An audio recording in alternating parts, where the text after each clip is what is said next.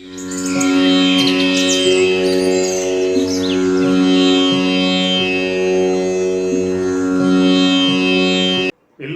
வணக்கம். எல்லோரும் நன்றாக இருப்பீர்கள். நாம் லக்னம் வாரியாக பலன்களை பார்த்து கொண்டு வருகிறோம். இதுவரை மேஷம் முதல் கன்னி வரை பார்த்துவிட்ட நிலையில் இன்று துலாம் லக்னத்தினுடைய பலன்கள், எந்த கிரகங்கள் எங்கு இருந்தால் நல்ல பலன்களை தரும் என்பதை பார்க்கலாம். இந்த துலாம் லக்னம் சுக்கிரனுடைய லக்னம். இங்கே சுக்கிரன் துலாம்லேயே ஆட்சி அடைவார், ரிஷபத்திலேயும் ஆட்சி அடைவார், மீனத்தில் உச்சம் அடைவார், கன்னிமனையில் நீசம் அடைவார். இதுதான் இவரோட இருக்கிற பொசிஷன். சரி, இது சுக்கிர அடி லக்கணங்களுக்கு உள்ள ஹெட்டு. அப்போ இந்த லக்கணத்தில் பிறந்தவங்களுக்கு பருவத்தில், அதாவது 25 வயசுலேருந்து 65 வயசுக்குள்ள சனி தசை, புதன் தசை, சுக்கிர தசை வந்தால் நல்லது. அதாவது மிதுனம், கன்னி லக்கணங்களில் பிறந்தவர்களுக்கும், ரிஷபம், துலாம் லக்னத்தில் பிறந்தவர்களுக்கும், மகரம், கும்பம் லக்னத்தில் பிறந்தவர்களுக்கும் ஃபேவரைட்டாக இருக்கும் சனி, புதன், சுக்கிரன். யாருக்கெல்லாம் ஃபேவரைட்டாக இருக்காது? முக்கியமாக துலாம் லக்னத்துக்கு வரக்கூடாத தசை குரு தசை. துலாம் லக்னத்துக்கு குரு ரோகாதிபதியாக வருவார். அதே மாதிரி ரிஷப லக்னத்துக்கு அஷ்டமாதிபதியாக வருவார். அப்போ அங்கே 6, 8 சம்பந்தம் வந்தாலே அந்த தசை ஆகாது அப்படின்னு நம்ம எடுத்துக்கலாம். ஒன்று வரவே கூடாது, இல்லைன்னா இளமையிலே வந்துடணும், இல்லைன்னா 70 வயசுக்கு மேலே வந்தால் ஒன்றும் பிரச்சனையே தராது. அப்போ யாருக்கெல்லாம் ஆகாது? கடக லக்னத்தில் பிறந்தவங்களுக்கும், சுக்கிர அணி லக்கணங்களுக்கும், சூரிய அணி லக்கணங்களுக்கும், அதாவது சிம்மம் லக்கணத்துக்கும், மேஷம் விருச்சிகம் லக்கணங்களுக்கும், மீனம் தனுசு லக்கணங்களுக்கும் இவர் சுக்கிரன் பலன் தரமாட்டார். அதுலேயும் விதிவிலக்கு இருக்குது. என்னடா பலன் தரமாட்டாரே அப்படின்னு நீங்கள் தலையில் கையை வைக்கக்கூடாது. ஜோதிடத்தில் விதின்னு இருந்தால் விதிவிலக்கு இருக்கு. ஏன்னா 100 வருஷங்களுக்கு முன்னாடி ஆட்சி உச்சம்ங்கிற ஸ்தான பலத்தை மட்டுமே பார்த்து கொண்டுள்ள நிலையில் இன்று ஜோதிடம் தலைகளாக மாறிவிட்டது. ஃபஸ்ட்டு ஸ்தான பலத்தை பாரு, அடுத்து திக்பலத்தை பாரு. திக்பலம்ங்கிறது லக்னத்தில் புதன் குரு இருந்தால் திக்பலம், 4ல் சந்திரன் சுக்கிரன் இருந்தால் திக்பலம், 7ல் சனி பகவான் இருந்தால் திக்பலம், 10ல் சூரியனோ செவ்வாயோ இருந்தால் திக்பலம். அப்போ அதை ஸ்தான பலத்துக்கு நம்ம ஈக்குவலாக எடுத்துக்கிடணும். அடுத்து திருக்கு பலம். இந்த திக்பலம் திருக்கு பலம்ங்கிறது வடமொழி சொல். சரியா? திருக்கு பலங்கிறது ஒன்றும் இல்லை, பார்வை பலம். சரியா? அப்போ ஒரு கிரகத்தை ஸ்தான பலம் அடையாட்டாலும் அவங்க திக்பலத்திலேயோ இல்லை திருக்கு பலத்திலேயோ இருந்தால் இந்த தசையில் நல்ல பலனை தருவார்கள். திருக்கு பலத்தில் நம்ம பார்வையையும் சேர்த்துக்கிடணும், சேர்க்கையும் எடுத்துக்கிடணும். ரெண்டுமே திருக்கு பலத்தில் வரும். கால அயன சேஷ்ட பலம், மொத்தம் 6 பலம் இருக்கு. அதாவது ஸ்தான பலம், திக்பலம், திருக்கு பலம், கால அயன சயன பலம். இந்த 6 சேர்ந்தது தான் சட்பலம்னு சொல்லுவாங்க. சரியா? அதனால் முன்னாடி உள்ள பெரியோர்கள் வெறும் ஸ்தான பலத்தையே மட்டும் பார்த்து சொன்னதுனால ஒன்றும் பெருசாக ஜெயிக்க முடியல. ஆனால் இன்னைக்கு இந்த என்ன சொல்கிறது, எல்லாம் யூடியூப் பெருகிவிட்ட காலமாச்சு இல்லையா? அதனால் நிறைய ஜோதிடர்கள் வளர்ந்துக்கிட்டே வர்றாங்க. அதனால் நீங்களும் உங்களுக்கும் நான் சொல்லக்கூடியது இதுதான். வெறும் நீங்கள் ஸ்தான பலத்தை மட்டும் பார்க்காதீங்க. ஒரு கிரகம்லாம் ஸ்தான பலமும் அடைஞ்சி திக்பலமும் அடைஞ்சி திருக்பலமும் அடைஞ்சாச்சுன்னா அது மிகப்பெரிய யோகத்தை செஞ்சிடும். அந்த தசை வரும்போது அவனை கோடீஸ்வரன் ஆக்காமல் விடாது. சரிங்களா? நல்லது. இப்போ நம்ம துலாம் லக்னத்துக்கு போகலாம். துலாம் லக்னம் வந்து காலபுருஷனுக்கு 7ஆம் வீடாக வரும். அது களத்திர வீடு. இது வந்து ஒரு காற்று ராசி. மிதுனம் ஒரு காற்று, துலாம் ஒரு காற்று, கும்பம் ஒரு காற்று. மிதுனம் காற்று வந்து புயலை போன்றதாக இருக்கும். துலாம் காற்று தென்றலை போன்றதாக இருக்கும். கும்பக்காற்று சுழல் காற்று போன்றதாக இருக்கும். இப்போ இவங்க வருடி கொண்டிருக்கும், அதாவது தென்றல் காற்று, தராசு, நடுநிலைமையாக இருப்பாங்க. என்ன இவங்களுக்கு சென்டிமெண்ட் இல்லாதவங்க. சீரியலோ சினிமாவோ நாடகமோ எது பார்த்தாலும் இவங்களுக்கு கண்ணில் இருந்து கண்ணீர் வராது. ஆனால் இந்த உலகத்தில், இந்த இந்தியாவில், இந்த தமிழ்நாட்டில் அதிக தொழில் அதிபர்களாக இருக்கிறவங்க எல்லாருமே இந்த துலாம் லக்னத்தில் பிறந்தவங்க தான். அது உங்களுக்கு நான் ஞாபகப்படுத்த விரும்புகிறேன். இப்போ துலாம்னாலே, துலாம் லக்னத்தில் நீங்கள் பிறந்திருந்தாலே நீங்கள் தைரியமாக வேலை செய்கிறத விட தொழில் பண்ணலாம். ஏன்னா வேலை செய்கிறதுங்கிறது அடிமை, கொத்தடிமை. ஆனால் பிஸ்னஸ் பண்ணால் உங்களுக்கு கீழே 100 பேர் வேலை செய்வாங்க. மேக்சிமம் அப்படி தான் இருக்கிறாங்க. ஆனால் உங்கள் 6ஆம் இடமும் 10ஆம் இடமும் நீங்கள் செக் பண்ணிக்கோங்க. 6ஆம் இடத்தை விட 10ஆம் இடம் வலுத்திருந்தால் நீங்கள் தொழிலில் குதிக்கலாம். 10ஆம் இடத்தை விட 6ஆம் இடம் வலுத்திருந்தால் நீங்கள் வேலை தான் செய்யணும். அதுலேயும் விதிவிலக்கு இருக்குது. சரி, இப்போ நம்ம வருஷப்படி வரலாம். சூரியன் லக்கணத்தில் இருக்கலாமா? சூரியன் லக்கணத்தில் இருந்தால் அங்கே அவர் நீசமடைவார். ஐப்பசி மாதம் பிறந்தவங்க எல்லாருக்குமே சூரியன் அங்கே தான் இருக்கும். அப்போ லக்கணத்தில் சூரியன் இருக்கிறது நல்லது தான், அது பகை வீடாக இருந்தாலும். ஏன்னா அதிகாரம், தன்னம்பிக்கை, தலைமை பண்பு இதெல்லாம் கொடுத்துருவார். ஆனால் அங்கே ஸ்தான பலம் இழந்து நிற்கிறார். அதுக்கு ஒரே ஒரு வழி, கூடையே சுக்கிரன் இருந்துட்டாலோ இல்லை மேசமனையிலிருந்து குரு பார்த்துட்டாலோ அந்த சூரியன் தன்னுடைய காரகத்துவத்தை தசையில் கொடுத்து விடுவார். 2ஆம் இடத்தில் இருக்கலாமா சூரியன்? இருக்கலாம், அது நட்பு வீடு. அதனால் இவர் அரை பாவருங்கிறதுனால அது தனஸ்தானம். தனஸ்தானத்தில் சூரியன் இருக்கலாம் துலாம் லக்னத்தில் பிறந்தவங்களுக்கு. 3ஆம் இடத்தில் இருக்கலாமா? இருக்கலாம். நான் 3ஆம் இடம் அவ்வளோ பெரிய மறைவு ஸ்தானம் கிடையாது. 6, 8 மட்டும்தான் அதிக மறைவு ஸ்தானம். அடுத்து 12, அதுக்கு அடுத்து தான் 3. 4ஆம் இடத்துல இருக்கலாமா? இவர் அரை சுவர் அரை பாவருங்கிறதுனால 4ஆம் இடத்துல இருக்கலாம். ஆனால் சனி வீடு, ஒரு இருள் வீட்டில் ஒரு ஒளி கிரகம் இருக்கக்கூடாது. விதிவிலக்கு. கடகமனையிலிருந்து குரு பார்த்துட்டா சூப்பர்,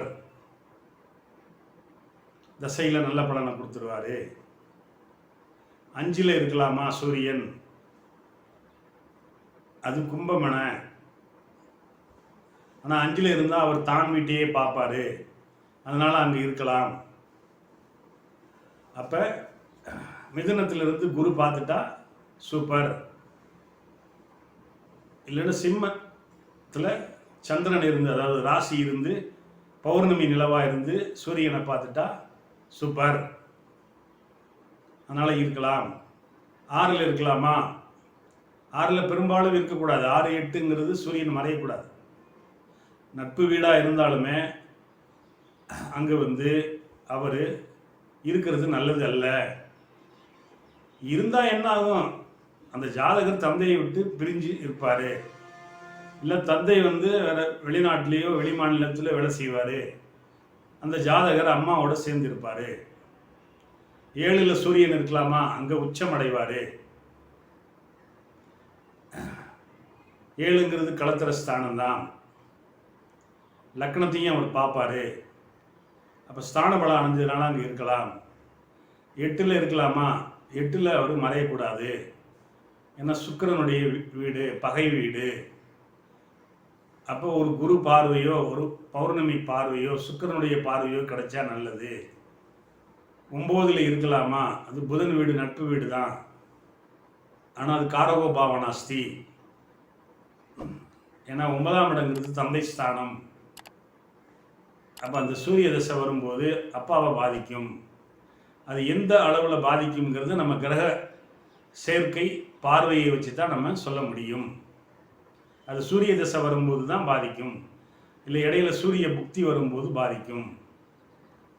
இருந்தாலும் உடனே நம்ம அப்பாவுக்கு பாதிப்பு ஏற்படுமானா இல்லை.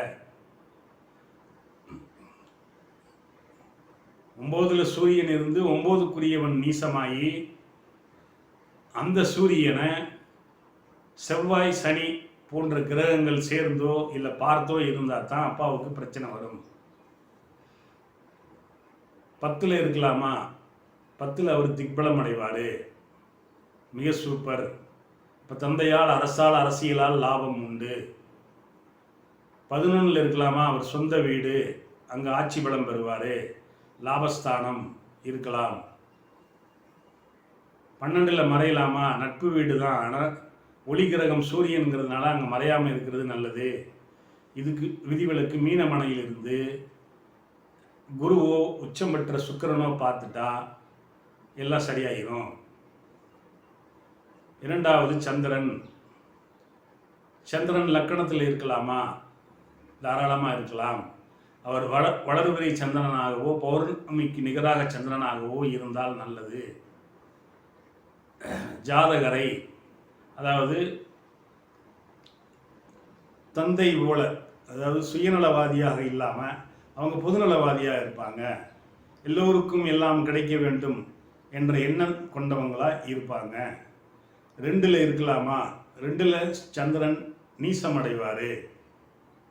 இதுக்கு ஒரே ஒரு விதி, ஆப்போசிட்டில் ரிஷபமனையில் சூரியன் இருந்துட்டால் அவர் பௌர்ணமி சந்திரன் ஆயிடுவார். இல்லை ரிஷபமனையிலிருந்து குரு பார்த்துட்டாலும் அவர் நீச பங்கம் அடைஞ்சிருவார். 3ல் இருக்கலாமா, சந்திரன் இருக்கலாம், அது குருவுடைய வீடு, தனது நட்பு வீடு, அதனால் அங்கே சந்திரன் இருக்கலாம். எப்பயுமே சந்திரனை நீங்கள் ஒளி தத்துவமாக புரிஞ்சுக்கிடணும். ஏன்னா ஜோதிடமே ஒளி தத்துவத்தை கொண்டது தான். சந்திரன் அமாவாசை சந்திரனாக இருக்கக்கூடாது. வலதுபுறை சந்திரனாகவோ பௌர்ணமிக்கு நிகரான சந்திரனாகவோ அவர் எந்த வீட்டில் இருந்தாலும் அவர் நல்ல பலனை செய்வார்.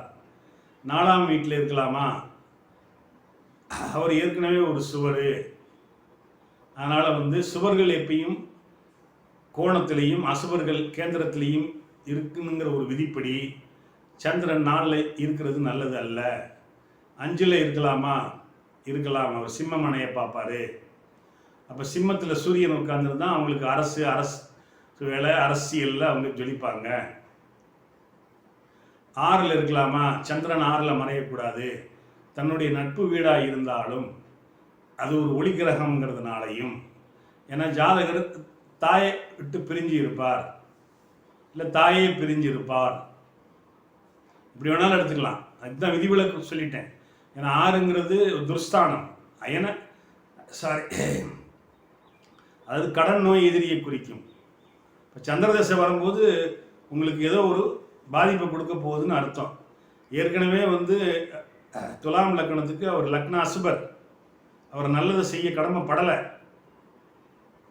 அதனால் அங்கே இருக்காமல் இருக்கிறது நல்லது. அதுக்கு ஒரே ஒரு விதிவிலக்கு, பௌர்ணமி சந்திரனாகவோ இல்லைன்னா கன்னி மனையிலிருந்து குரு பார்த்தாலோ அது எல்லாம் சரியாயிடும். 7ல் இருக்கலாமா, அது தன்னுடைய நட்பு வீடு தான், செவ்வாய் வீடு, லக்னத்தை பார்ப்பார், வளர்பிறை பௌர்ணமி சந்திரனாக இருந்தால் நல்லது. 8ல் இருக்கலாமா, பகை வீடு, சந்திரன் 8ல் மறையக்கூடாது. இருந்தாலும் விதிவிலக்கு, அவர் பௌர்ணமி வளர்பிறை சந்திரனாக இருந்து அதுக்கு எதிரில் விருச்சிகத்திலிருந்து சூரியன் இருந்தாலோ குரு இருந்தாலோ சுக்கிரன் இருந்தாலோ அந்த மறைவு ஸ்தானங்கிறது அடிபடும். 9ல் இருக்கலாமா, அது புதனுடைய வீடு, அம்மாவுக்கு மகனை பிடிக்கும், மகனை அம்மாவுக்கு பிடிக்காது, அதனால் அங்கே விதிவிலக்கு. 10ல் இருக்கலாமா, சந்திரன் சொந்த வீடு, அங்கே ஆட்சி பெறுவார். ரிஷப வீட்டில் சந்திரன் உச்சமடைவார். அவர் 8ல் மறைஞ்சாலுமே ஸ்தானபலம் அடைஞ்சிட்டாரு, அதை நான் சொல்ல மறந்துட்டேன். கடகமனையில் ஆட்சி பெறுவார். அதே மாதிரி அவர் மகர மனையில் திக்பலம் அடைவார். நான் இருக்கக்கூடாதுன்னு சொல்லியிருந்தேன் இல்லையா, அது விதிவிலக்கு. அங்கே திக்பலம் அடைஞ்சிருவார். 11 இருக்கலாமா, அது சூரியனுடைய வீடு, சிம்மமனை இருக்கலாம். ஆப்போசிட்டில் கும்பமனையில் சூரியன் இருந்தால் ரொம்ப சூப்பர், லாபஸ்தானம். 12 மறையலாமா, அது புதனுடைய வீடு, 12 மறையக்கூடாது. லக்னாசுபர் 12 மறைஞ்சிட்டார், ஒரு ஒளி கிரகம் 12 மறைஞ்சிட்டார், நல்ல பலனை செய்ய மாட்டார் சந்திர திசையில். அடுத்து செவ்வாய் லக்னாசுபர், துலாம் லக்னத்துக்கு லக்னத்தில் செவ்வாய் இருக்கக்கூடாது, ஜாதகரை கெடுப்பார், கோபம், ஆக்ரோஷம், அவசர கொடுக்கை இதையெல்லாம் கொடுத்துருவார். 7ஆம் இடத்தையும் பார்ப்பார், மனைவியையும் கெடுப்பார், கணவனையும் கெடுப்பார்.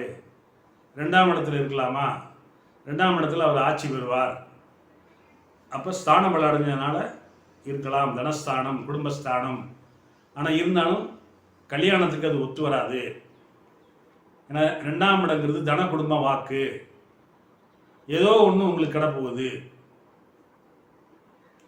அதனால் இந்த செவ்வாய், சனி, ராகு, கேது, அமாவாசை, சந்திரன் இவங்கெல்லாம் 2ல் இருந்தால் நல்லது அல்ல.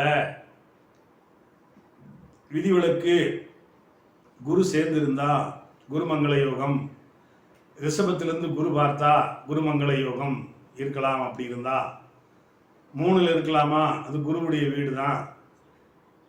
எப்பயுமே நான் சொல்லியிருக்கிறேன், செவ்வாய் சனி 3, 6, 8, 12, அதுக்கப்புறம் 3, 6, 10, 11 உபஜயஸ்தானம். உபஜயஸ்தானத்திலையும் மறைவு ஸ்தானங்களிலையும் இந்த செவ்வாய் சனி இருக்கலாம். ஆனால் குறைந்தபட்சம் நட்பு ரீதியாகவாது இருக்கணும். இங்கே செவ்வாய் நட்பு ரீதியில் இருக்கலாம். 4ஆம் இடத்துல இருக்கலாமா, அவர் அசுபர் தான், 4ஆம் இடத்துல இருக்கலாம். ஆனால் அங்கே உச்சம்ங்கிற ஒரு ஸ்தான பலத்தை அடைவார். அப்போ ஜாதகரை என்ன பண்ணுவார், அதிக கோபம், ஆக்ரோஷம், அவசர கொடுக்கை நிறைய கொடுத்துருவார். இதுக்கு ஒரே ஒரு விதிவிலக்கு, கடகமணியிலிருந்து குரு பார்த்துட்டா குருமங்கள யோகம். செவ்வாய் தசை 7 வருஷம் 4ஆம் இடத்துல இருக்கிறாரு, உச்சமற்ற நிலையில் இருக்கிறாரு. மனை, வீடு, வண்டி, வாகனம் எல்லாம் கிடைக்கப்பெறும். 5ல் இருக்கலாமா, அவர் அசுபர், சுவர் தான் 5ல் இருக்க முடியும். அதனால் கும்பமனையில் அவர் இருக்கக்கூடாது. 6ல் இருக்கலாமா, 6ல் மறைஞ்சு நட்பு ரீதியாக இருக்கலாம். 7ல் இருக்கலாமா, 7ல் பொதுவாக அவர் ஆட்சி அடைஞ்சிருவார். ஆனால் கல்யாணத்தை தாமதப்படுத்துவார். லக்னத்தை பார்ப்பார். வர்ற மனைவியோ கணவனோ, கோபக்கார மனைவியோ, அவசரப்படுத்துகிற மனைவியோ, இல்லை அவசர கொடுக்கையாக இருக்கிறதோ, ஆக்ரோஷம் உள்ள மனைவியாக உங்களுக்கு கணவனாக கிடைக்கும். லக்னத்தை பார்த்து ஜாதகரையும் கெடுப்பார்.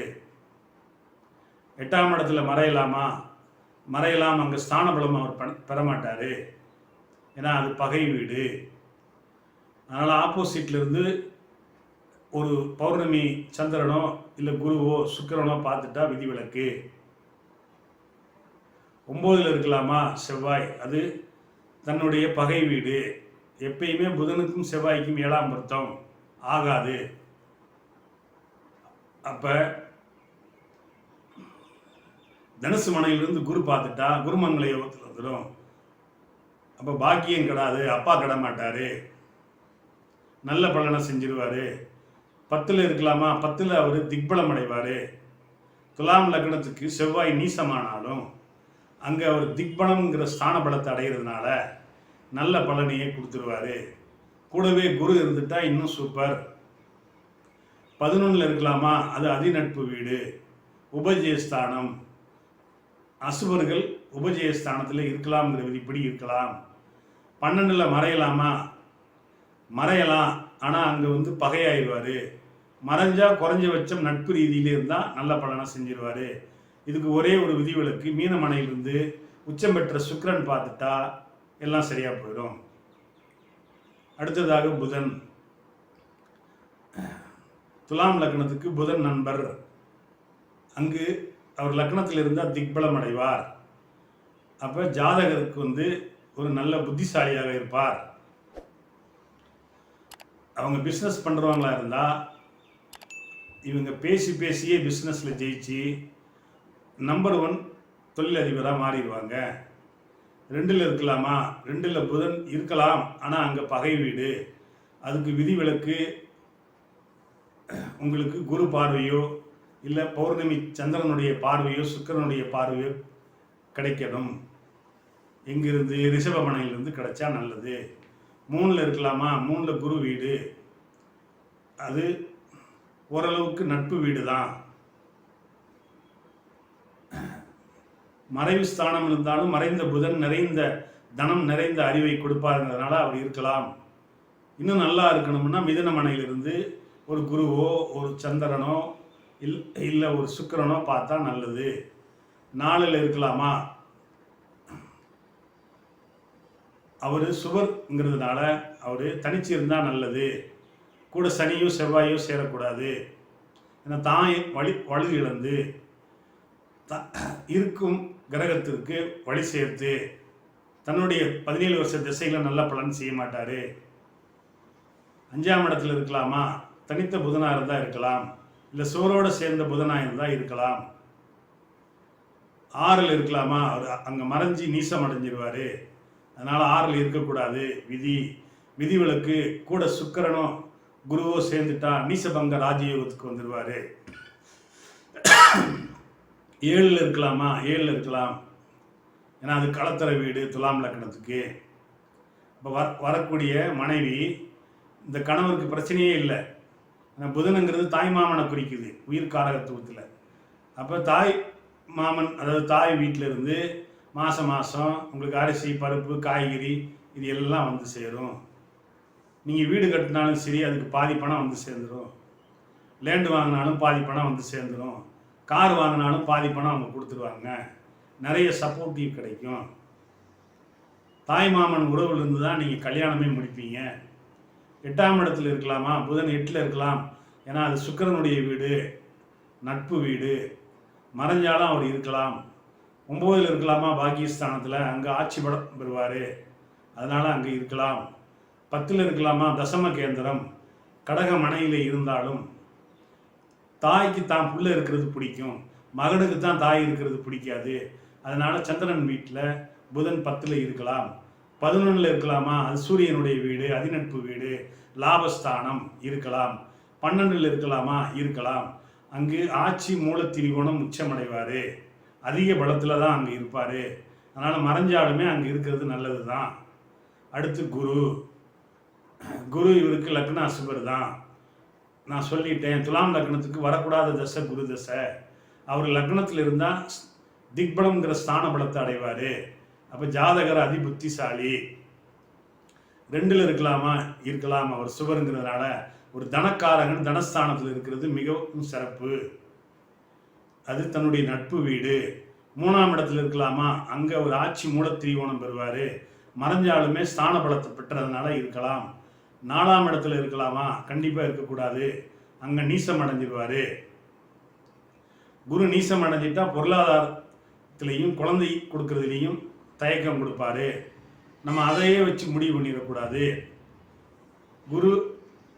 ஒருவேளை குருவுக்கு வீடு கொடுத்த சனி துலாமிலேயே உச்சம் அடைஞ்சிட்டாலோ சரியா, அதுக்கப்புறம் 5க்குரியவன் ஆட்சி பெற்றுட்டாலோ 5ல் சுபகரம் இருந்துட்டாலோ குழந்தை பாக்கியம் உண்டு. எப்போ குழந்தை கிடைக்காது? குரு நீசமாகி, வீடு கொடுத்தவனும் நீசமாகி, 5ல் ராகுவோ சனியோ செவ்வாயோ இருந்து 5க்குரிய சனி நீசமாகி, அதாவது மேசமனையில் நீசமாகி இருந்தால் அவங்களுக்கு குழந்தையே பிறக்காது. இதுதான் மொத்த 3, ஒவ்வொன்றுக்கும் 3 இருக்குங்க. பாவகம், பாவகாதிபதி, காரகன். இந்த 3ஐயும் பார்த்ததுக்கு பிறகுதான் நம்ம முடிவு பண்ணணும். அடுத்து குரு 5ல் இருக்கலாமா? அது சமமான வீடு தான், அதனால் இருக்கலாம் சுவருங்கிறதுனால. 6ல் இருக்கலாமா? 6ல் அவர் மறைஞ்சாலுமே ஆட்சி பலம் பெறுவார், இருக்கலாம். ஆனால் ஒரு ரோகாதிபதி பலம் பெறக்கூடாது. அப்போ குரு தசை பலன் தராது. அதுக்கு ஒரே விதிவிலக்கு, கூட சுக்கிரன் இருந்துட்டா தப்பிச்சுக்கலாம். 7ல் குரு இருக்கலாமா, லக்னத்தை பார்ப்பாரு. இப்போ ஜாதகர் நல்ல மனிதர், அங்கு தன்னுடைய செவ்வாய் வீட்டில் நட்பு வீட்டில் இருக்கிறாரு. 8ல் இருக்கலாமா, ரிஷபம் வீடு, பகைத்தன்மை கொண்ட வீடு. ஆனால் அது குரு வளையத்தில் வரும். குரு வளையத்தில் வர்ற ராசிகள் வந்து ரிஷப ராசி, சிம்மம் ராசி, விருச்சிக ராசி, கும்பம் ராசி. இதெல்லாம் குரு வளையத்தில் வரும். பகைத்தன்மை இருந்தாலுமே அவர் 8ல் மறைஞ்சாலுமே நல்லது தான் செய்வார். குரு 8ல் இருந்தால் ஆயுள் பலம் உண்டு. அதுவே வந்து ஒரு பௌர்ணமி சந்திரனோ ஒரு கூட சுக்கிரனோ இருந்துட்டா அவர் தன்னுடைய திசையிலையும் கூட நல்ல பலனை செஞ்சிருவார். குரு 4ல் 8ல் 12ல் இருந்தால் அந்த ஜாதகரை வெளிமாநிலம் வெளிநாடு போக வச்சு அங்கே சம்பாதிச்சு கொடுப்பாரு. அதாவது பரதேச வாழ்க்கை அப்படின்னு எடுத்துக்கிடலாம். 9ல் இருக்கலாமா, அது புதனுடைய வீடு தான். பாகியஸ்தானத்தில் குருங்கிற பெரிய சுவர் இருக்கிறது நல்லது. தந்தை நல்லா இருப்பார், ஜாதகர் நல்லா இருப்பார். 10ல் இருக்கலாமா, அங்கே உச்சம் அடைவார். இந்த துலாம் லக்னம் வந்து உபய லக்னம் கிடையாது, அது ஒரு சர லக்னம். அப்படிங்கிறதுனால அவர் 10ல் உச்சம் அடைகிறது நல்லது. அப்போ ஜாதகரை சொல்லிக் கொடுக்கும் தொழில், ஆசிரியர், பேராசிரியர், நிதித்துறை, பேங்கில் உட்கார வச்சு உங்களை நிறைய சம்பாரித்து கொடுத்து ஜாதகரை நல்லபடியாக கொண்டு போவார். 11ல் இருக்கலாமா, அதிநட்பு வீடு, சூரியனுடைய வீடு. லாபஸ்தானத்தில் எந்த கிரகமும் இருக்கலாம், நல்ல பலனை செய்வார் குரு திசையிலையும் கூட. 12ல் இருக்கலாமா, அது புதனுடைய வீடு, பகை வீடு. மறைஞ்சால் குறைஞ்சது நட்பு ரீதியாவது இருக்கணும். இதுக்கு ஒரே ஒரு விதிவிலக்கு, மீனமனையிலிருந்து உச்சம் பெற்ற சுக்கிரன் பார்த்துட்டா நல்ல பலனை செஞ்சிடுவார். அடுத்ததாக சுக்கிரன், லக்னத்திலேயே சுக்கிரன் இருக்கலாமா, நல்லது.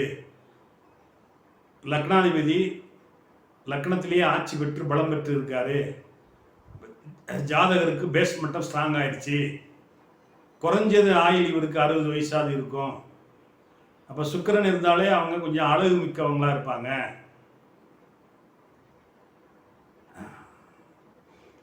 வெளியில் போனால் ஒயிட் கலராக இருப்பாங்க.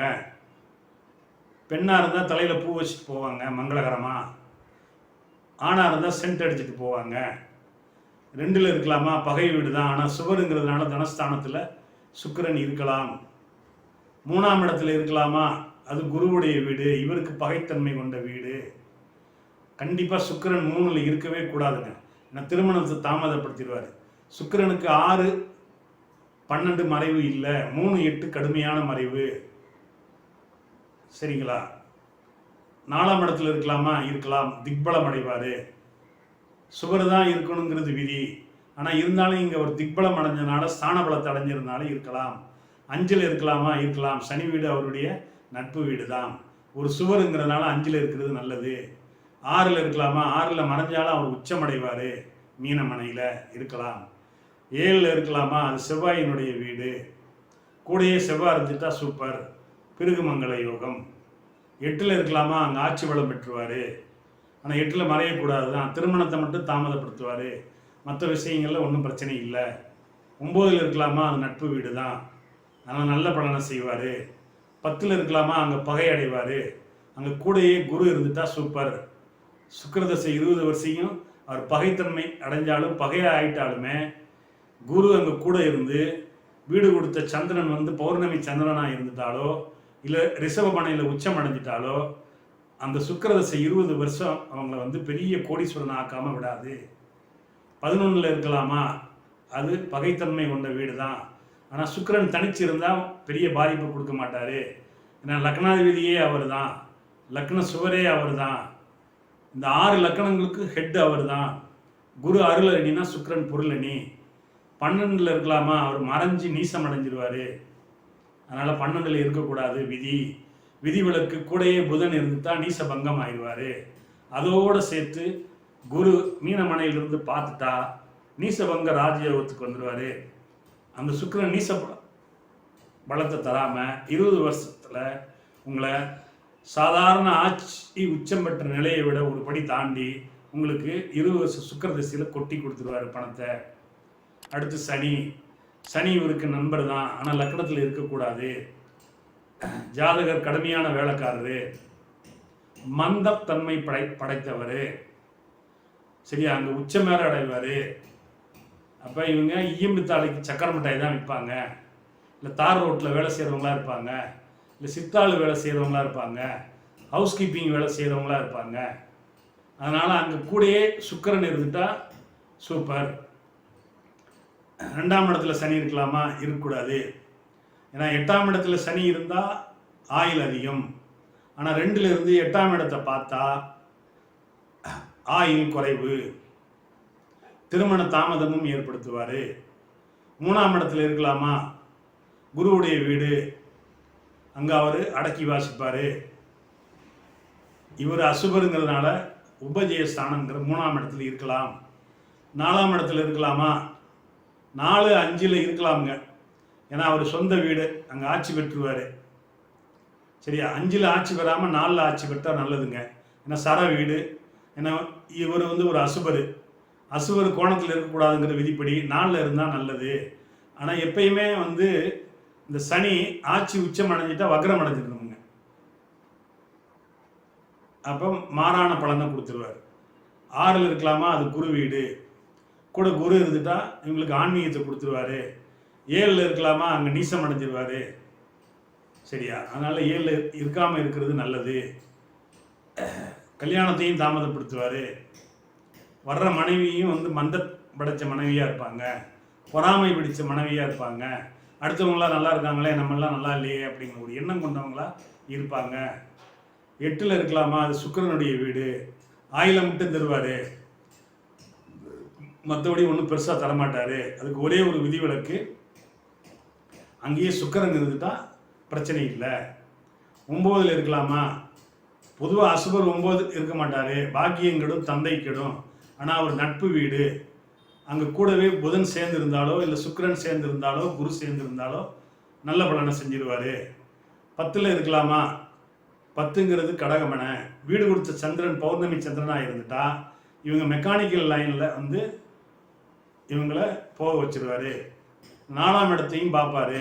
அப்போ ஒன்று நீங்கள் வாகன ஓட்டியாக இருப்பீங்க, இல்லை ஒரு மெக்கானிக்கல் துறையில் சிறந்தவராக இருப்பீங்க. அதில் சுக்கிரன் வலுத்திருந்தா, ஏன்னா லக்ன சுபர் இந்த சனி, இப்போ சுக்கிரனும் வலுத்திருந்து எல்லாமே புதனும் வலுத்திருந்தாச்சுன்னு சொன்னால் நீங்கள் ஒரு 2 வீலர் 4 வீலர் ஒர்க் ஷாப் வைக்கக்கூடிய மனிதராக இருப்பீங்க. 11ல் இருக்கலாமா? 11ங்கிறது ஒரு ஒரு இருள் கிரகம், ஒளி வீட்டில் இருக்கக்கூடாதுங்கிறது விதி.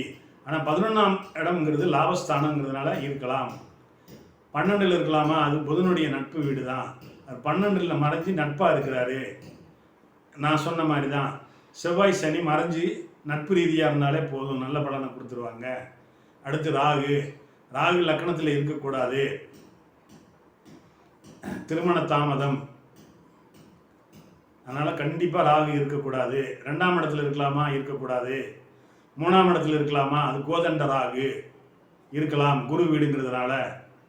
அந்த குரு கடகமனையில் உச்சமாயிட்டா அந்த ராகு தசை கொட்டி கொடுக்கும்.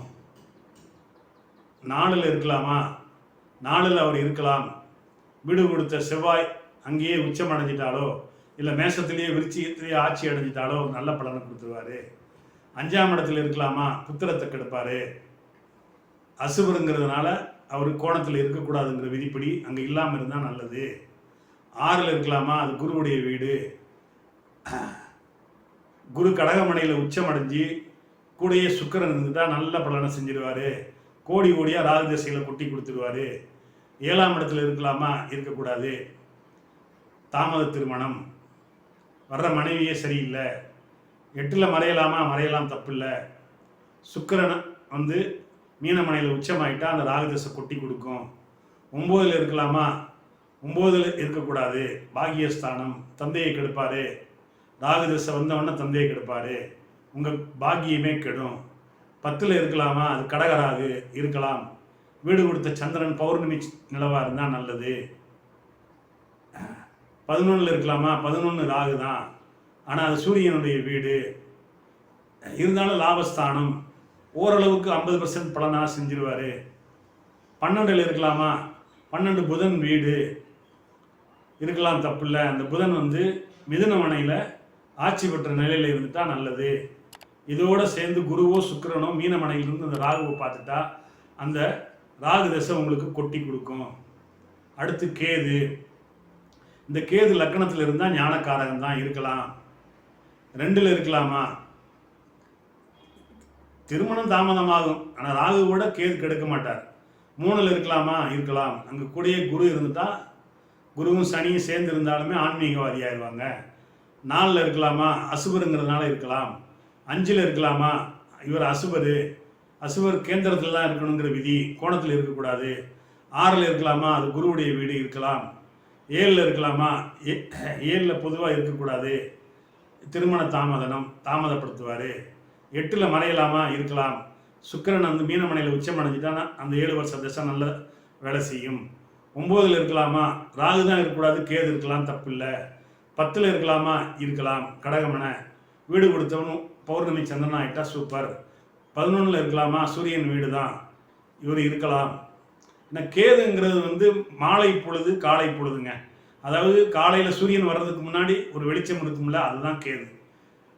சாயங்காலம் மாலை நேரத்தில் சூரியன் மறைஞ்ச பிறகு ஒரு 1/2 மணி நேரத்துக்கு மேலே வெளிச்சம், அதுதான் கேதுங்க. லாபஸ்தானத்தில் எல்லா கிரகமும் இருக்கலாங்கிறது விதி, அதனால் அங்கே 11ல் இருக்கலாம். 12ல் மறைஞ்சாலும் ஒன்றும் இல்லை. அங்கே கூடயே புதன் இருந்தாலும் சரி, இல்லை மிதுன மனையில் புதன் இருந்தாலும் சரி, நல்ல பலனை கொடுத்துருவார். உங்களுக்கு புரிஞ்சிருக்கும்னு நினைக்கிறேன்.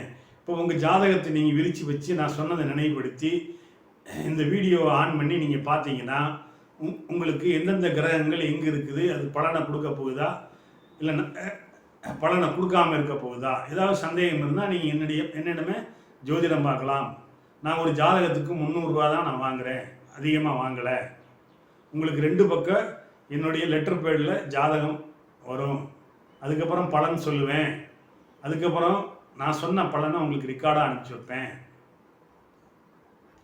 நன்றி நண்பர்களே. இந்த வீடியோ பிடிச்சிருந்தா நீங்கள் லைக் பண்ணுங்கள், ஷேர் பண்ணுங்கள், சப்ஸ்கிரைப் பண்ணுங்கள், பெல் பட்டன் அமுக்குங்க. ஆளுங்கிற ஆப்ஷன் அமுக்குனீங்கன்னா நான் போடுற ஒவ்வொரு வீடியோவும் உங்களுக்கு நோட்டிஃபிகேஷனாக சேரும். நமது நேயர்கள் ஆள் போல் தலைதலைத்து அருகது போல் வேரூன்றி மூங்கில் போல் கிளை கிளைத்து முதியாமல் வாழ்ந்திருக்க வாழ்கவென வாழ்த்தி அமைகிறேன். வணக்கம்.